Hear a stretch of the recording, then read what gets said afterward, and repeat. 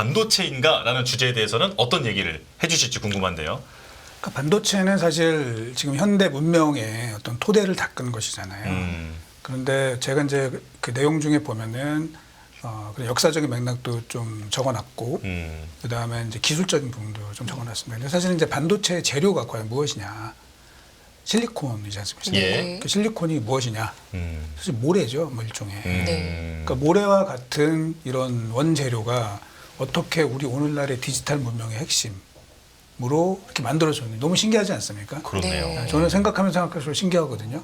생각을 안 해본 포인트네요. 그러니까 뭐 모래에서 시작했다는 생각까지는 안 네. 해봤는데 네, 신기하네요. 모래와 같은 원재료에서 우리가 쓰고 있는 뭐 휴대폰이나 스마트폰이나 또 네. 인공지능 이것까지 다 이걸로 지금 만들어지고 있는 거잖아요. 네, 그래서 네. 이런 놀라운 저는 이제 현대 연금술이라고 제가 표현을 했는데 네. 현대 연금술의 이 비밀을 좀 알아보고 또 이게 왜 지금 미국과 중국이 반도체를 놓고 서로 이렇게 격돌을 하고 있는지 그리고 왜 우리 최근에 이 오픈 AI의 여러 가지 그 사태 네네. 이런 것들이 왜 벌어졌는지 이런 측면에서 반도체는 제가 뭐 관심이 없으신 분들도 우리 현대 사회를 이해를 하고 또 앞으로 어떤 기술의 변화 이런 것들을 좀 알아보기 위해서는 좀 반드시 기본적으로 좀 알고 계실 필요가 있지 않나 이제 그런 차원에서 왜 반도체인가를 그렇게 좀 정리를 할 수 있을 것 같습니다. 네네. 제가 너무 궁금해서 네네. 대본에는 없는데 앞에서 말씀하셔가지고 이걸 꼭 여쭤보고 가야겠어요. 뭔가요? 왜냐하면 앞에서 말씀하실 때 요즘에 인공지능이 화두인데 책의 제목도 굉장히 고전스럽게 이렇게 반도체 오디세이잖아요. 그러니까요, 네. 근데 인공지능의 얘기를 그리스부터 했다라고 하시니까 그때 무슨 인공지능 얘기지? 근데 지금 맞아요. 모래에서부터 반도체가 나왔다 또 이렇게 말씀하시니까 그리스 얘기를 안 물어보고 갈 수가 없을 것 같아요. 그때 무슨 인공지능 얘기가 있었던 거죠? 뭐 제가 약간 이제 비약을 한 부분이 있는데 그러니까 그리스 로마 시대 그 신화에 네. 헤파이스토스이라는 신이 있었어요. 아, 대장장이 신 아닌가요? 맞습니다. 아 예. 어떻게 아세요? 아니 제 세대는 어렸을 때 그리스 로마 시아 책을 우와. 만화책이 유행했어요. 그래서 그 잘 알고 있습니다. 헤파이스토스가 이제 만든 일종의 그 이제 탈로스라고 하는 그 기계 인간이 있었어요. 당시에. 네. 그 탈로스가 기계 인간이면서 그 스스로 경계를 하고 이제 적의 침입을 막고 이제 이런 일이 있었는데 그 나중에 이제 탈로스를 무찌르기 위한 이 사람들이 그 신화의 내용에 보면은 그 탈로스가 잠깐 잠든 사이에 그 뒤꿈치, 발 네. 뒤꿈치에 있는 그 이렇게 연결되어 있는 것을 뽑아버렸다 그래요. 무슨 부품 같은 거를. 뽑아버렸다 네, 그래요. 네. 그러면서 탈로스가 그러니까 거의 무적이었는데 그게 해체가 되면서 이제 결국은 그 숨을 거뒀다. 이제 생을 마쳤다 이렇게 되어 있는데요. 예, 예. 그거를 우리가 현대적으로 해석을 해보자는 거죠.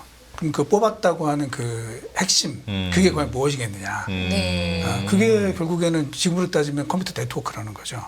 네. 그 인공지능 그 탈로스라는 인조 인간은 결국은 지금으로 치면 로봇의 개념이고 그렇죠. 예. 그거를 작동하고 있는 핵심 그거는 결국은 서로 연결되어 있는 그 컴퓨터 네트워크라고 이제 저희가 볼 수 있었고요.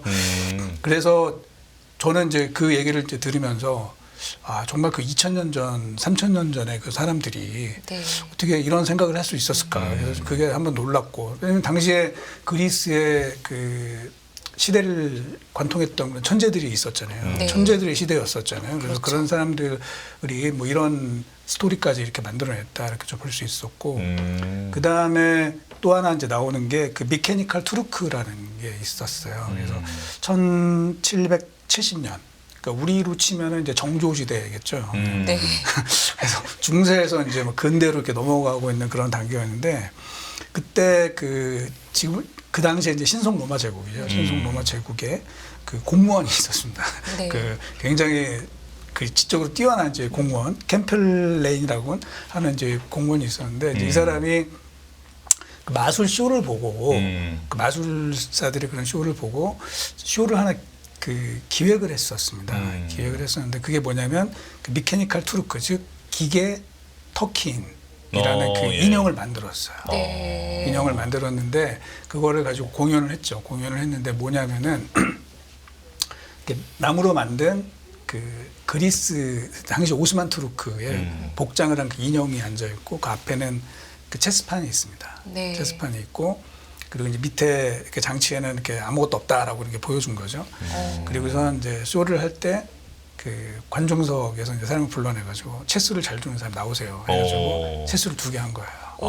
체스를 2개 했는데 그 기계, 그러니까 미케니컬 투르크 기계 터키인이 스스로 장기를 그 체스를 뒀던 거죠.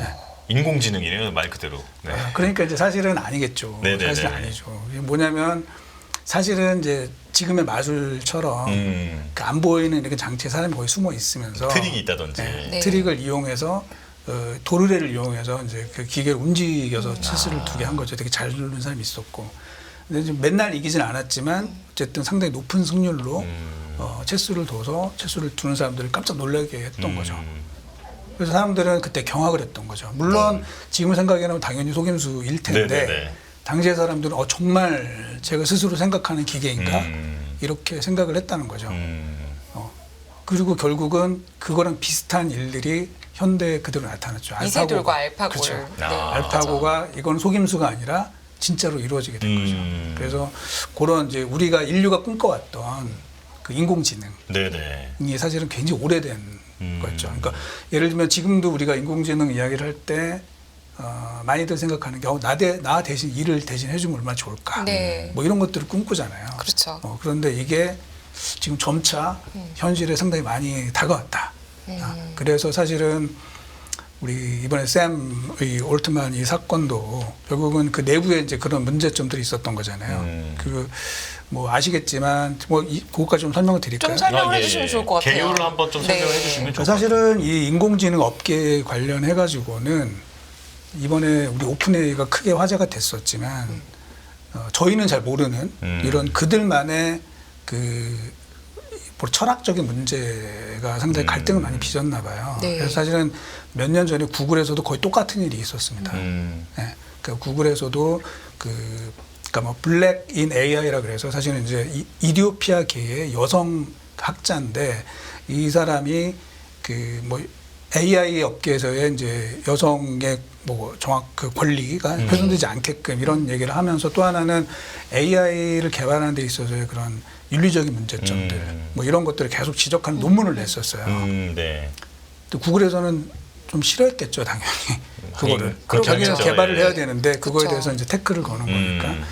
이제 그러면서 사실은 그 팀릿 게브루라고 하는 이제 여성 그 과학자였는데 이분을 이제 해고를 하게 된 거죠. 그러면서 사실은 그쪽 편에 섰던 이제 많은 사람들이 있습니다.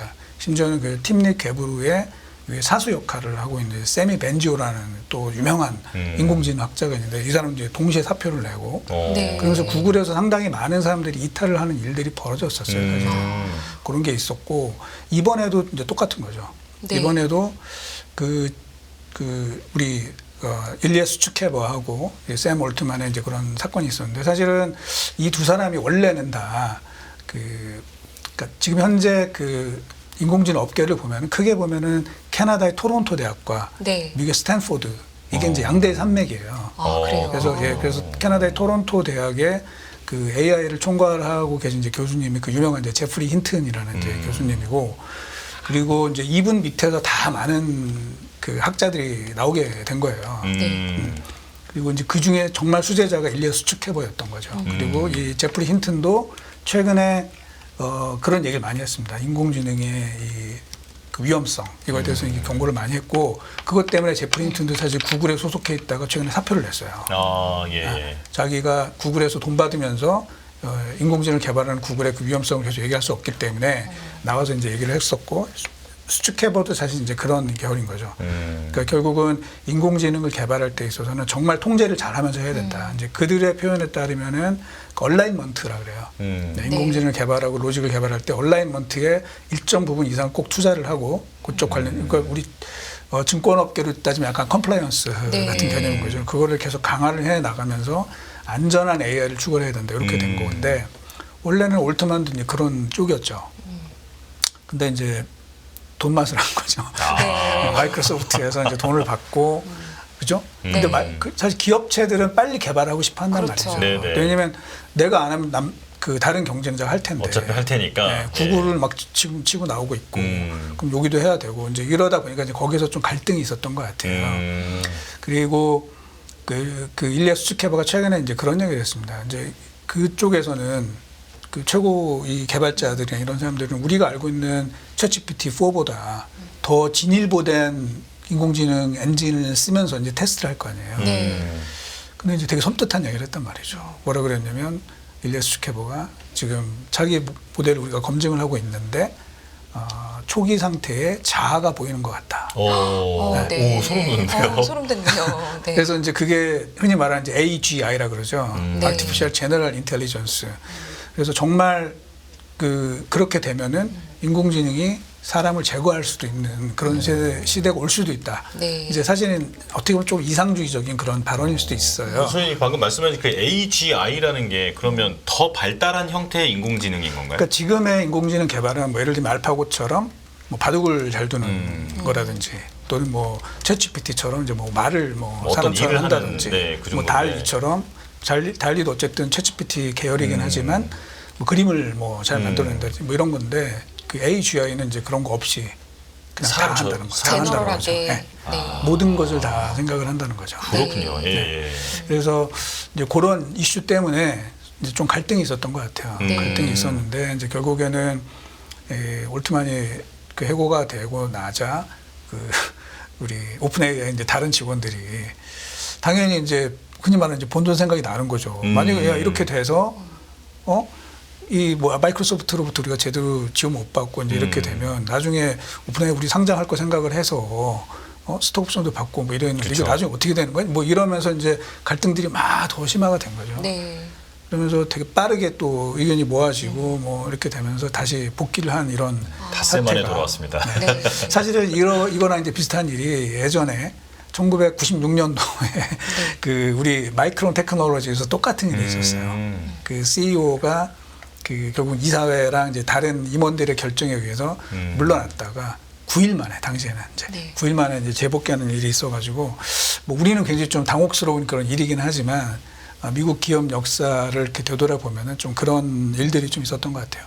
그리고 또 하나는 아까 제가 제프리 힌튼 교수를 말씀을 드렸는데 제프리 힌튼 교수랑 같이 2018년도에 그 투링상을 받은 사람이 있습니다. 그 투링상이 그 반도체 또는 컴퓨터와 관련된 분야에서 그 최고 과학자들한테 주는 일종의 노벨상과 같은 그런 반도체의 개념인데 노벨상이다. 이렇게 컴퓨터 뭐 컴퓨터 이렇게 쪽에. 좀 더 크게 보면 예. 앨런 투링을 기리기 위해서 이제 만든 네네. 상이죠. 그때 투링과 함께 그 이제 제프리 힌튼과 함께 투링상을 이제 공동 수상했던 그 얀 루큰이라는 또 이 대학 교수가 계신데 이분이 예. 현재 이제 메타의 그 AI를 총괄하고 있어요. 근데 이제 이분은 그 AI의 위험성에 대해서 너무 과장돼 있다. 뭐 이런 편이에요. 그래서 사실은 메타에도 똑같은 일이 있었습니다. 사실은 이번에 네. 오픈AI랑 똑같은 사태. 뭐냐면 거기서는 이제 RAI라 그래요. 그래서 Responsible AI라는 팀이 있었어요. 네네네. 근데 사실은 이제 이쪽은 어떻게 보면은 우리 증권사도 마찬가지지만 이 컴플라이언스 이걸 다 지키면 상당히 어렵잖아요. 일하기가. 네. 그러니까 이제 여기서는 RAI 팀이 있으면은 속도가 뒤처진다는 거죠. 예, 그러면은 우리가 마이크로소프트나 구글에 비해서 또는 아마존에 비해서 뒤처질 수 있다. 이래가지고 사실은 얼마 전에 RAI 팀을 해체를 했단 말이죠. 예. 그래서 지금 사실은 인공지능 업계에서는 이제 우리는 잘 모르지만 네. 그 최고 과학자들의 이 수준에서는 그 철학적인 문제인 거죠, 사실은. 그러네요. 또는 윤리적인 문제, 네. 그거와 관련된 이런 논란들이 있는데, 자 그러면은 이런 우리의 이런 그 최고 수준에서의 그런 디베이트가 인공지능 업계만 있냐? 또 그거는 또 아니에요. 또 여러 군데에서도 사실 그런 게 있었습니다. 얼마 전에 우리 오펜하이머라는 영화 예. 개봉을 했잖아요. 네네. 그 당시에 이제 원자폭탄을 개발했던 그렇죠. 거잖아요. 당시에 원자폭탄을 개발했던 그 오펜하이머도 똑같은 고뇌에 빠졌었다는 거잖아요. 영화에 그렇게 보면 잘 나와 있죠. 나오죠. 예. 예. 만약에 우리가 핵실험을 했는데 이게 체인 리액션을 일어나는 속도가 우리가 생각한 계산이 많이 틀렸다면 어떻게 될까? 그러면 혹시 지구 종말로 이어지지 않을까? 뭐 영화 속에서 보면 공기까지 다 타버리지 않을까 그렇죠. 이런 상상을 하잖아요. 예, 그런 우려가 있었고 또 뭐가 있었냐면은 그 유럽에 그러니까 선 또는 세른이라고 얘기하는데 유럽 입자 물리학회가 있습니다. 거기에서도 사실은 그 강입자 충돌 장치를 이제 만들어 가지고 실험을 막 하고 이럴 때 그 당시에 뭐 제가 한 얘기가 아니라 유명한 그 물리학자들이 이제 디베이트를 한 거예요.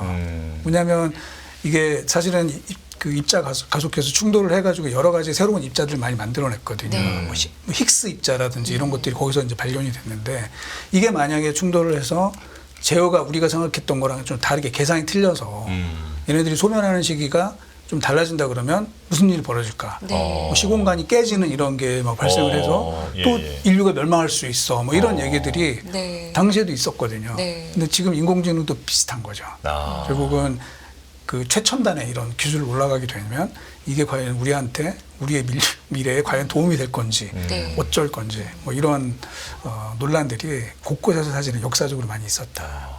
자연스럽게 그 영화 터미네이터가 생각이 나는 것 같습니다. 네, 지금 시청자분께서 댓글에 은하투도 999까지 말씀하고 계세요. 그래서 물론 이제 뭐 이번에 그 일리아스 츠케버의 이런 그쪽 흔히 말하는 어떻게 보면 약간 이상주의자나 이런 개념들에 대해서 너무 오버하는 거다 이런 네. 시각도 있어요. 누가 말할지 모르지만 어쨌든 이제 그런 최고 수준에 있는 인재들 사이에서는 뭐 그런 디베이트들이 좀 있다. 우리가 알고 있는 차원을 넘어서서 그런 거를 좀 저희가 알고 있는 거랑 모르고 있는 거 분명히 다르잖아요. 그렇죠. 네, 네. 네. 근데 이건 이제 윤리적인 문제와 충돌하기 때문에 예를 들어서 뭐 여성이나 인권 문제나 AI가 뭐 당장 뭐 인류를 멸망시킬다가 아니라 뭐 차별이나 이런 문제를 만들 수 있다라는 건 우리가 알고 있기 때문에 이제 그런 걱정은 충분히 계속 충돌을 할 수 있을 것 같은데요. 네네. 여기서 지금 샘 울트먼이 재등판을 했다라는 거는 윤리적인 거를 약간 내려놓고 어쨌거나 사람들이 상용화할 만한 이 챗 GPT 5.0에 대해서는 좀 더 빠르게 그리고 정말 쓸만하게 거의 아까 말씀하신 AGI에 버금가는 수준으로 뭔가 나올 거라고 우리가 기대를 해야 되는 거라고 보시는 건지요? 그렇죠. 이제 샘 울트만도 사실은 제가 뭐 비난하는 의도는 전혀 없고요. 네. 이 사람이 그러면 돈만 밝히고 내가 안 하겠다는 게 아니라 이제 이런 식으로 얘기를 했던 거죠. 샘 울트만은 지금 뭐 개발 경쟁이 치열하기 때문에 일단 우리 빨리 개발을 하고 거기서 이제 수익을 창출하면 그거 가지고선 또 보완을 해나가는. 그렇죠. 그러니까 우선순위를 조금 그 다르게 했다. 뭐 이런 정도로 저희가 보면 될 것 같아요. 그래서 누가 더 윤리적으로 뭐 더 우위에 있다 이렇게까지 생각할 건 아닌 것 같습니다. 네. 뭐 네. 당장 뭐 인류 멸망을 걱정할 건 아닌 것 같고 네네. 일단은 이렇게 해서 그러면 챗 GPT 5.0은 언제쯤에 어느 정도 성능으로 우리가 기대할 수 있을까요? 그거는 이제 사실은 아직 저도 모르는데 아까 말씀드린 것처럼 이 약간 이제 섬뜩한 부분들이 있는 거죠. 네. 그 약간 정말 자아가 있나? 뭐 이런 정도로 의심할 정도의 뭐 심지어 챗 GPT 4만 하더라도 그런 얘기를 많이 하거든요. 얘가 네. 고집이 있는 것 같다. 오. 뭐 이런 식의 얘기를 하고 있는데 그 다음 버전은 그거보다 상당히 더 진일보했다라는 현재 평가들이 나오고 있기 때문에 이제 그래서 AI가 아니라 AGI라는 이제 용어가 상당히 많이 등장하게 될 걸로 이제 보고 있습니다. 예. 자, 그렇다면 이제 자연스럽게 이제 그 반도체와 AI를 둘러싼 그런 이제 세계 정세에 대해서도 한번 현황이나 전망에 대해서 좀 짚어 주실까요? 그러니까 우리 뭐 인공지능 반도체 한번 같이 보면은 네. 이게 왜 미국이 이렇게 이제 중국에 대해서 인공지능 특히 엔비디아 칩의 수출을 막고 또 반도체 개발을 계속 이렇게 태클을 거느냐 결국은 핵심은 인공지능이라고 보고 있습니다. 인공지능이 뭐 지금은 단순히 우리가 챗GPT를 쓰고 뭐 그림을 그리고 뭐 이런 정도인데 이게 이제 예를 들면 이제 무기의 적용이 될 수가 있는 거겠죠. 그래서 뭐 다 아시겠지만 이제 미국이 차세대 항공기로 지금 개발하고 있는 것들은 사람을 안 태운다 그래요. 네. 예. 인공지능 싸움이 되는 거죠. 그리고 결국은 인공지능이라고 하는 거는 이제 어떤 그 시각을 갖고 보고 그걸 판단하는 거잖아요. 네. 그러면은 그쪽에서 만약에 이제 중국이 미국과 대등한 수준 또는 그걸 넘어서는 이 수준이 되면은 미국으로서는 당연히 그 여파를 생각 안 할 수가 없는 것이고 네. 그래서 이제 지금부터 철저하게 막고 있는 이런 상황으로 보고 있습니다. 그래서 뭐 예를 들면 이제 그 전에 지난주에 우리 바이든과 시진핑이 회담하고 이럴 때도 네. 뭐 좀 개선이 되는 거 아니야 이제 이런 전망들도 있었지만 사실 별로 가능성이 없었죠. 결국은 이거는 서로 양보할 수 없는 제가 이제 그 중국과 미국의 이 반도체 또는 인공지능을 둘러싼 이 문제는 이제 제가 책에도 이제 그런 표현을 써놨는데 풀리지 않는 연립방 정식이다. 이게 알잖아요, 그죠? 해가 이제 만나야 되는데 서로 교차점이 없는 예. 그런 연립방정식이기 때문에 풀리지 않다. 결국은 그게 해를 만나게 하려면 누군가가 이동을 해야 된다는 거죠. 근데 지금은 아직은 그런 접점이 없는 것 같다. 이렇게 좀 보고 있습니다.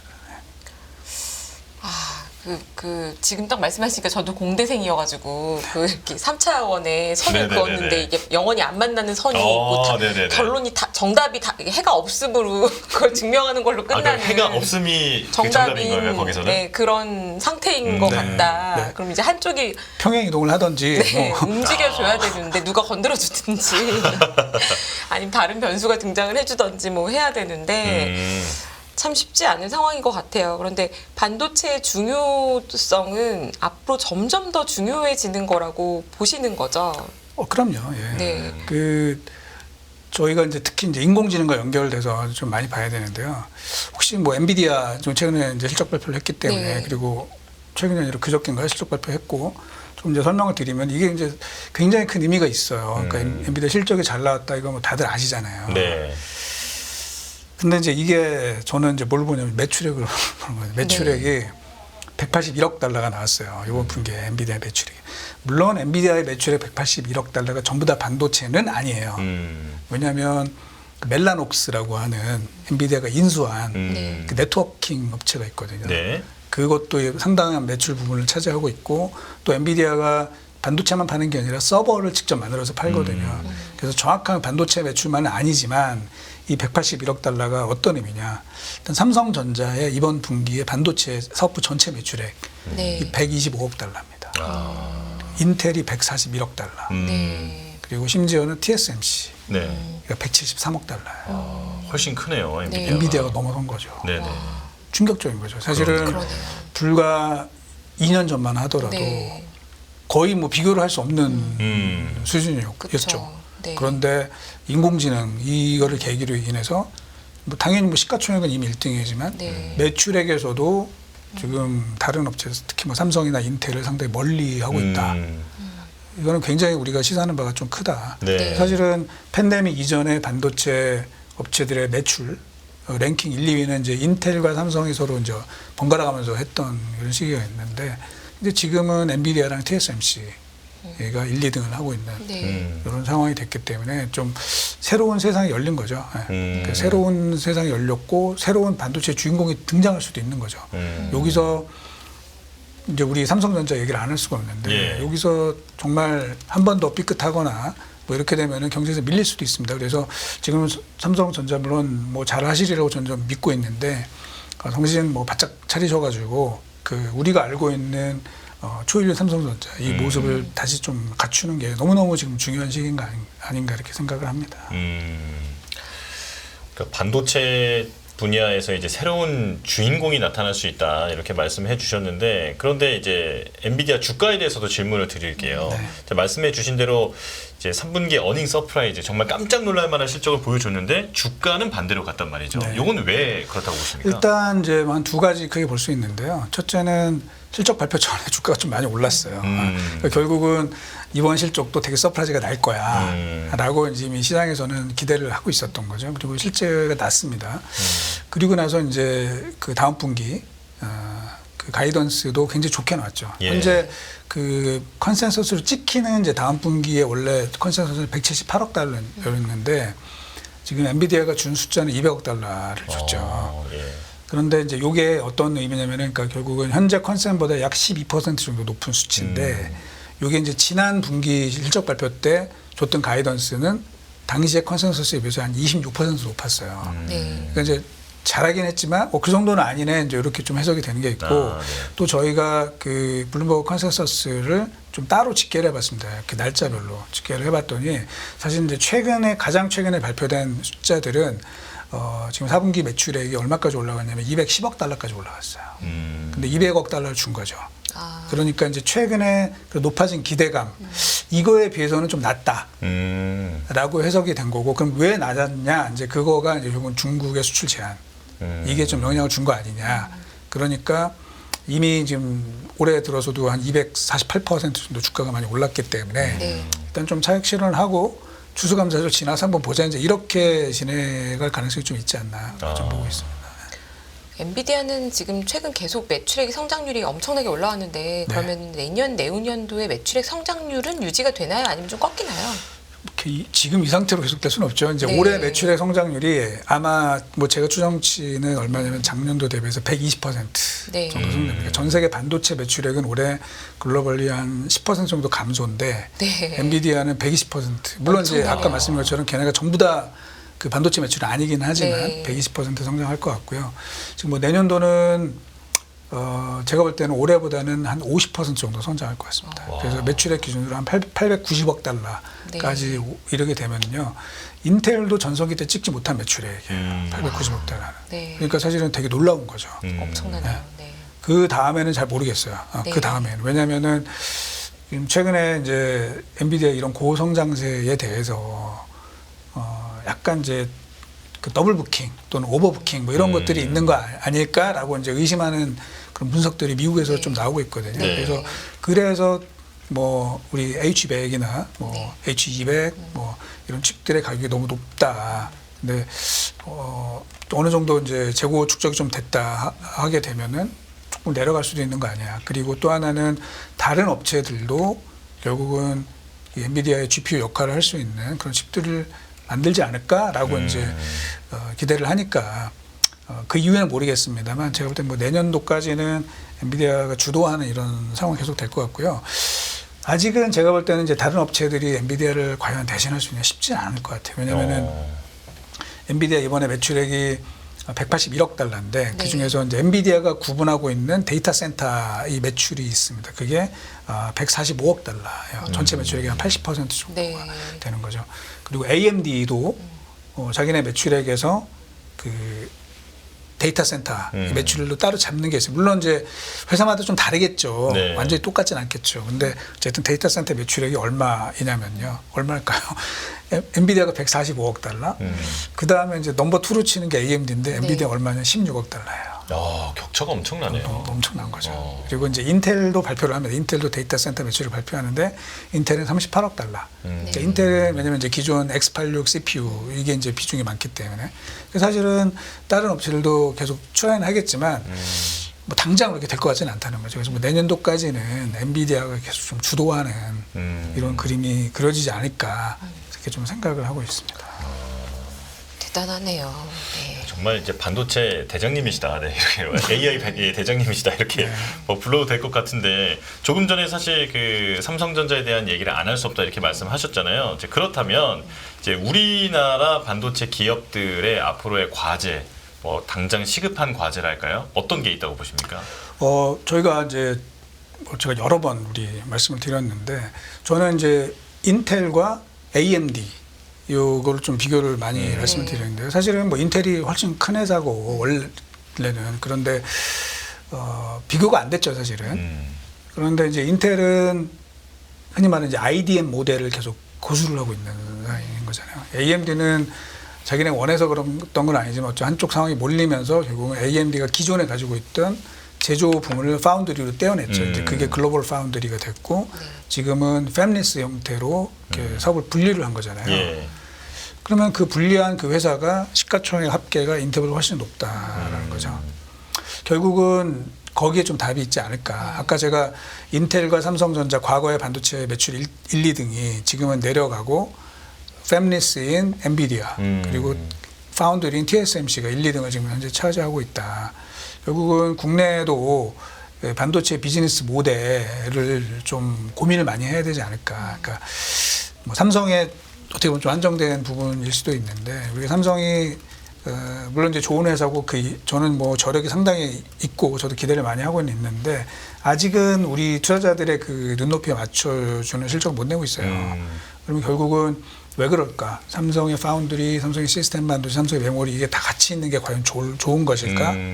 고민을 좀 해봐야 된다는 거죠. 그러면서 그 사업의 그런 뭐 어떤 구조적 변화 뭐 이런 것까지 포함한 전체 생태계를 어떻게 강화할 것인가 뭐 이런 쪽에 큰 방향을 잡고 더 많은 그 고민을 하고 전략을 세워야 되지 않을까 생각을 합니다.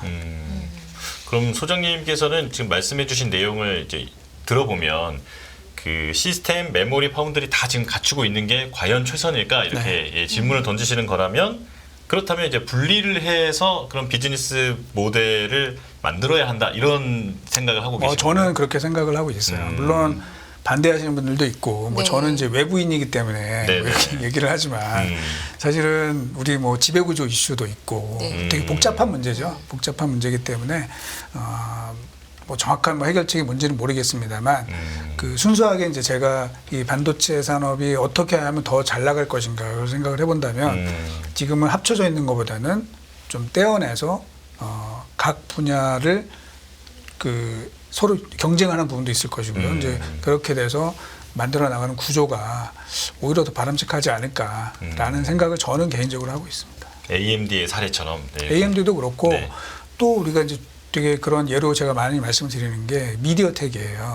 네. 대만의 미디어텍도 원래는 UMC의 한 사업부였거든요. 예. UMC의 설계 사업부였는데 기본적으로 이 설계 사업과 파운드리가 양립하기는 좋지 않다는 거죠. 예, 고객과의 이 컨플릭트 문제가 생기기 네. 때문에 그래서 결국은 떼어낸 거죠. 떼어내서 어쨌든 미디어텍은 이 모바일 이 패밀리스 분야에서는 또 세계 뭐 2위의 그런 기업으로 이제 성장을 해서 자리를 지금 잡고 있기 때문에 그런 면에서 저희가 좀 생각을 여러 가지 좀 해봐야 될 거다. 삼성에 계신 분들도 고민을 많이 하실 거고 국가 정책을 세우시는 분들도 고민이 좀 많이 되지 않을까 그렇게 생각을 합니다. 네네.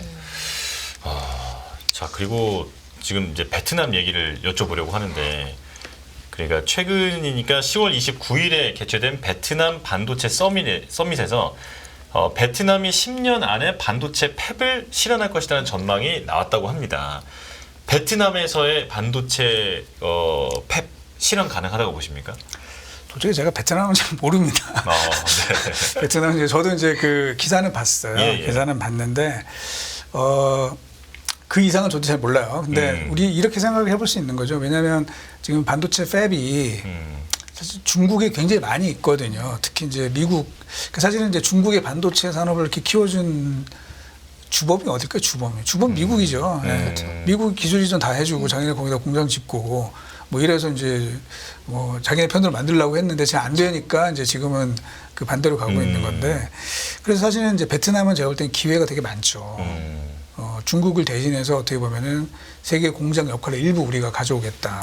예. 뭐 이런 큰 그림을 그릴 수 있다고 봐요. 있다고 보고 있기 때문에 가능성이 뭐 있다고 봅니다. 또 베트남의 그 인력 자원들도 되게 훌륭하지 않습니까? 네, 자, 그런데 이제 문제가 있어요. 문제가 뭐냐면은 우리나라는 이제 반도체를 우리 땅에 아주 그 정착하는데 되게 성공적이었었잖아요. 근데 그때랑 이제 지금이랑 세상이 좀 바뀌었습니다. 그게 뭐냐면은 당시에는 이제 미국이나 유럽의 그런 첨단 업체들이 네. 반도체 생산을 아시아로 옮기자라는 그런 공감대가 있었어요. 그래서 실제로 우리도 그 수혜를 많이 봤던 거죠.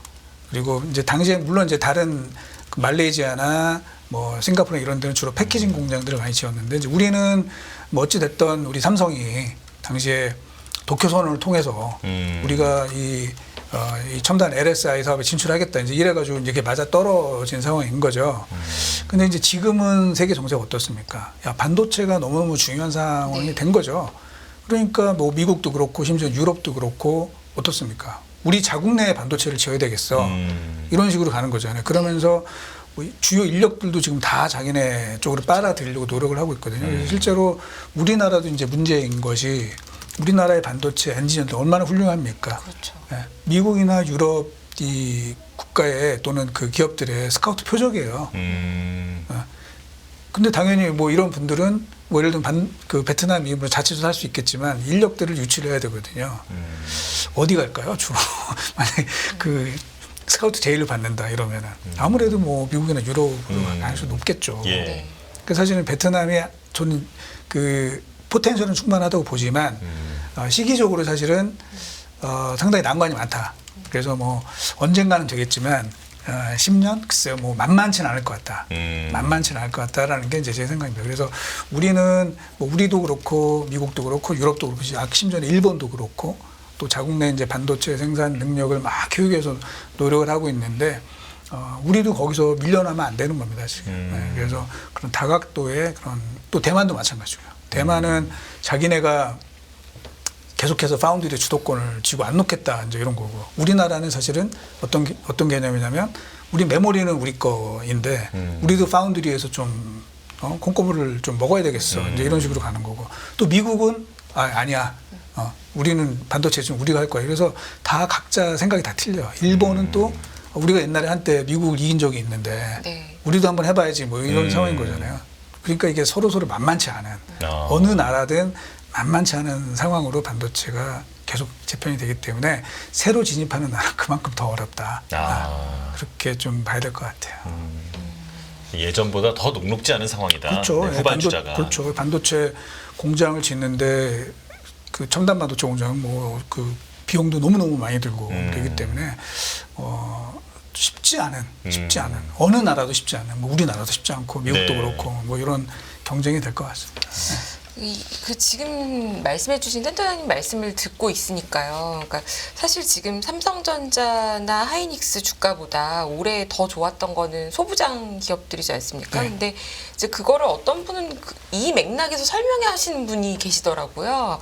그러니까 전 세계가 지금 반도체 어떻게 보면 전쟁인데 그러면 어떻게 되겠느냐.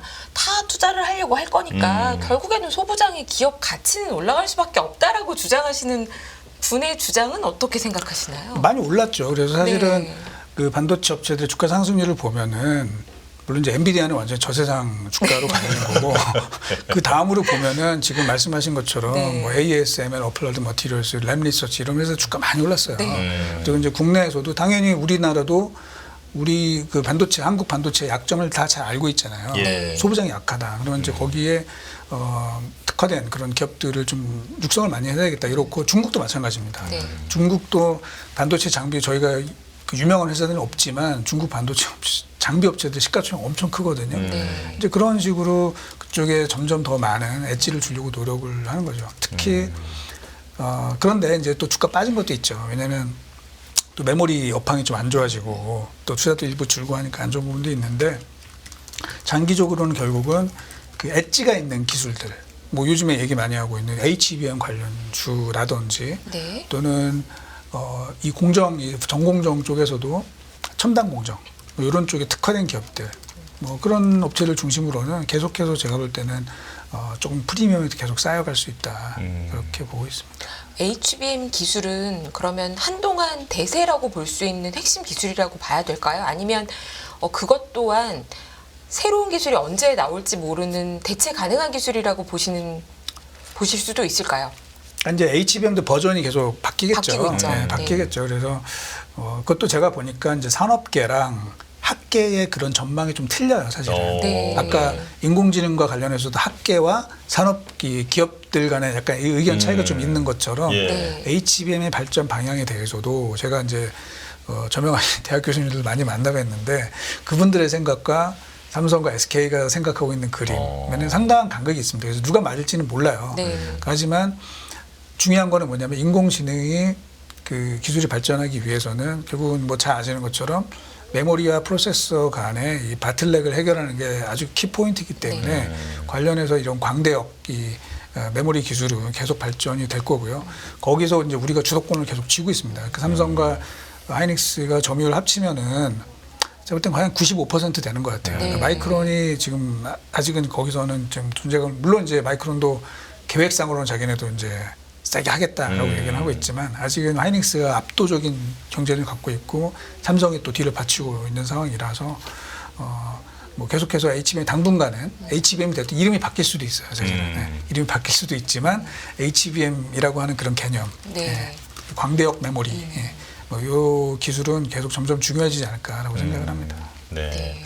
자, 지금 열매위원께서 그 소부장에 대한 질문 그리고 HBM에 대한 질문도 주셨는데 이게 지금 자연스럽게 그 지금 이제 설명해주신 그런 내용들을 투자에 반영하려고 지금 많은 시청자분들께서 공부를 열심히 하고 계실 거란 말이죠. 자, 반도체 산업 관련해서 투자자라면 무엇을 눈여겨봐야 한다. 네, 이렇게 조언해 주실 게 있을까요? 네, 이제 국내 뭐 예를 들면 아까 말씀드린 것처럼 기술 트렌드를 잘 알아야죠. 그래서 HBM을 아주 일찍부터 그 사실 얘기는 오래됐으니까 그렇죠. 공부를 많이 하셨던 분들은 관련해서 돈을 꽤 많이 버셨을 거예요. 그렇겠죠. 그렇죠? 그러니까 이제 기술 공부를 계속 하셔야 되는 게 있고요. 이제 또 하나는 뭐냐면 이제 대형주 투자인데 뭐 우리가 인공지능도 얘기하고 여러 가지 뭐 국제 뭐 지정학적인 문제도 말씀드렸지만 뭐니 해도 우리나라 반도체는 결국은 디램 가격이 좌우를 합니다. 네. 디램 가격이 좌우를 하는데 제가 볼 때는 이제 바닥을 치고 이제 올라갈 겁니다. 올라갈 거고 물론 이제 얼마큼 올라갈 거냐에 대해서는 뭐 여러 가지 의견이 있지만 제가 볼 때는 큰 다른 변수가 생기지 않으면 꽤 많이 올라갈 수도 있을 것 같아요. 가격이. 네. 그래서 긴 그림상으로 보면은 일단 상승 사이클에 들어갔다라는 거고요. 이게 그냥 쉬지 않고 계속 올라가진 않겠죠. 뭐 중간에 여러 가지 변수, 매크로의 변수도 생길 수 있고 이러기 때문에 뭐 중간에 약간 굴곡은 있을지언정 기본적인 사이클은 이제는 변곡점을 좀 지났다. 그러면은 조금 이제 긴 호흡을 가지고 보시는 게 맞을 것 같다. 그래서 뭐 너무 그런 거 일희일비 안 하셔도 되는데 또 이게 사람이라는 게 또 그렇잖아요. 뭐 저희 애널리스트들은 기본적으로 좀 장기 투자하셔라 이러지만 사람이라는 게 그렇지 않거든요. 그러면 사실은 매크로 변수도 계속 공부를 하셔야 돼요. 그러니까 예를 들면 어저께 미국 시장도 보면은 유가가 떨어지니까 금리가 떨어지고 주가가 처음에 올라갔다가 또 예를 들면 실업률 데이터가 좀 그 신규 그 실업수당 청구 건수가 좀 내려가니까 네. 이거 다시 좀 이상해지는 거 아니야? 이러면서 주가 또 조정을 받고 그래서 이런 매크로 변수 그러니까 기술 공부도 당연히 하셔야 되지만 투자자들은 기본적으로 주요 매크로 변수들 이거의 일정 그런 거에 관련해 가지고 이제 본인들의 투자 호라이즌도 다르고 뭐 가지고 있는 뭐 레버리지 하신 것도 좀 다를 거고 하니까 그에 맞춘 전략을 가져가시는 게 중요하지 않을까 생각을 합니다. 저는 말씀 들으면서 궁금해지는 게 이게 약간 우문일 수도 있습니다만 저는 이제 반도체 산업뿐만 아니라 모든 산업이 지금 기후 변화 영향에 벗어날 수는 없잖아요. 그러니까 탄소 배출이라든지 이런 거에 대해서 많은 제재와 어떤 압력을 받게 돼 있을 텐데 반도체 산업이라고 하는 것은 탄소 배출에 대해서는 많은 영향을 받는 산업인가요? 그럼요. 예. 반도체가 아시는 것처럼 굉장히 많은 에너지를 소모를 합니다. 심지어는 뭐 실리콘을 녹일 때부터 그죠? 해야 되는데 글쎄요 이제 그거를 전부 다 신재생 에너지를 한다. 뭐 하면 좋겠어요. 예, 좋겠는데 이제 쉽지가 않은 거죠. 왜냐면 원가에 대한 부담이 생기니까. 원가에 대한 부담이 생기는 거고 또 반도체는 그 안에 굉장히 많은 장비들이 들어가 있잖아요. 그러면 그 장비들을 뭘로 하겠어요? 다 전기로 할 거 아니에요. 그죠? 그래서 반도체는 이 전기 에너지를 확보하는 게 너무너무 중요한데, 자, 그 전기 에너지를 어떻게 만들 거냐. 이제 미국은 이제 저 ESG 이거 강조하시는 쪽에서 얘기를 하죠. 당연히 네네. 청정 에너지를 해라. 근데 이제 우리나라는 잘 생각을 해보시면 사실은 어렵잖아요. 네. 우리나라가 무슨 날씨가 계속 해가 쨍쨍한 나라도 아니고 또 바람이 많은 나라도 아니고 그러니까 사실은 그런 현실적인 문제점들이 있습니다. 그래서 뭐 당연히 그거에 대해서 뭐 정부도 고민을 많이 하셔야 되고 왜냐하면 이제 그게 해결이 안 되면 또 더 큰 리스크가 될 수가 있기 때문에 또 기업들도 그거에 대해서 좀 긴 그림을 가지고 사실 이 보관을 만들어야 되거든요. 되게 어려운 이슈인 거죠, 사실. 예. 그래서 만약에 제가 볼 때는 순수하게 그런 제조 경쟁력을 보자면 반도체는 당연히 한국과 대만 이런 아시아계가 당연히 주도를 하겠죠. 네. 그렇죠? 그런데 만약에 유럽에서 그거를 지금 말씀드린 것처럼 카드로 들고 나와서 압박을 한다. 어떻게 할 거냐? 그러면 공장이 나갈 수밖에 없는 거죠, 우리 입장에서는. 미국이든 또 유럽이든. 네. 그러면은 한국은 또 산업 공동화 뭐 이런 것들도 발생할 수 있고 그래서 사실은 지금 지적해 주셨지만 너무너무나 중요한 문제가 될 것 같습니다. 그래서 그거에 대한 정말 정부 차원에서의 그런 합의 뭐 이런 것들이 좀 필요할 수도 있어요. 왜냐하면 우리가 반도체를 제대로 공급을 못 해주면 전 세계 이 기술 산업의 발전을 못 할 수도 있기 때문에 그런 것까지 염두에 둔 이런 뭐 그랜드 스트래티지 이게 좀 필요하지 않을까 생각을 합니다.